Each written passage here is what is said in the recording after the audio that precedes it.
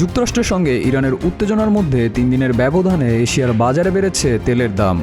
মধ্যপ্রাচ্যের প্রধান সরবরাহকারী ইরানে যুক্তরাষ্ট্রের হামলার শঙ্কায় 1.5%-এর বেশি হারে বৃদ্ধি পেয়েছে জ্বালানিটির দাম। যুক্তরাষ্ট্র ও ইরানের মধ্যকার চলমান পাল্টাপাল্টি হুমকির প্রভাবে এমনটা হয়েছে বলে দাবি বিশ্লেষকদের।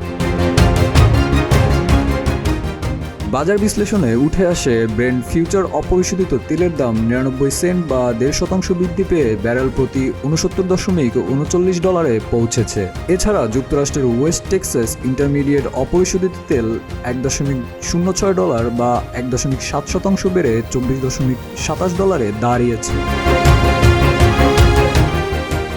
তেলের এ দুটি চুক্তি 26 জানুয়ারি থেকে প্রায় 5% বেড়েছে। এ দর বৃদ্ধি 2025 সালের সেপ্টেম্বর থেকে সর্বোচ্চ।